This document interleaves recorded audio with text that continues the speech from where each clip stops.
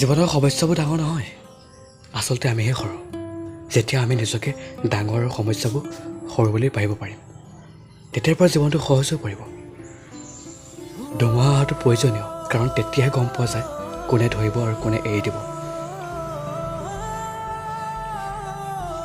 তোমাৰ জীৱনৰ যাত্ৰাৰ পথত যদি কোনোবাই তোমাক অকলশৰে এৰি থৈ আঁতৰি গৈছে, তুমি কেতিয়াও হতাশ নহ'বা, কাৰণ আঁতৰি যোৱা মূলতেই হ'ল তোমাৰ এই জীৱন যাত্ৰাৰ পথ তুমি নিজে অতিক্ৰম কৰাৰ যোগ্য। মানুহে কি ভাবে মোৰ বিষয়ে মই নাজানো, কিন্তু এটা কথা জানো, জীৱনটো নিজৰ। গতিকে মা দেউতাৰ মৰমতে চলিম। এই পৃথিৱীত দুজন মানুহৰ সংখ্যা সকলোকৈ কম, সত্য আৰু প্ৰতিবাদী।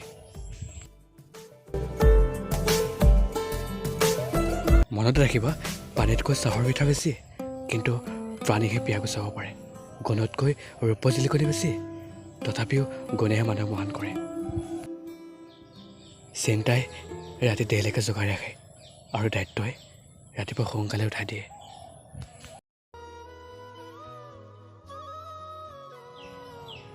সমস্যা আৰু পৰিস্থিতি যেনেকুৱাই নহওক কিয়, মই জীৱনটো মূল্যহীন বুলি নাভাবোঁ, কাৰণ বেয়া হোৱা ঘড়ীয়েও দিনটোত তোমাৰ সঠিক সময় দিয়ে।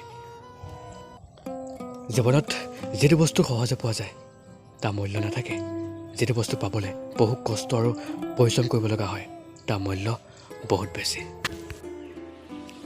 জীৱনত যি পাইছা বা তোমাৰ যি আছে তাক লৈ সুখী হ'ব পাৰিব লাগিব, কাৰণ তোমাৰ যি আছে সেয়া হয়তো আন বহুতৰে নাই। তেন্তে অহংকাৰ কিয়? জীৱনৰ প্ৰত্যেকটো খোজ দিয়াৰ আগত ভালদৰে ভাবি ল'ব, কাৰণ জীৱনত এটা সৰু ভুলৰ বাবেই সকলো হেৰাব লগা হয়। সৰু ভুল এটাৰ বাবেই সকলোৱে ভাল গুণবোৰ পাহৰি যায়। জীৱনত দুই ধৰণৰ মানুহৰ পৰা সদায় দূৰত থাকক, ব্যস্ত মানুহ আৰু স্বাৰ্থপৰ মানুহ। কাৰণ ব্যস্ত মানুহে নিজৰ মন থাকিলেহে কথা পাতিব, আৰু স্বাৰ্থপৰ মানুহে নিজৰ দৰকাৰ হ'লেহে কথা পাতিব।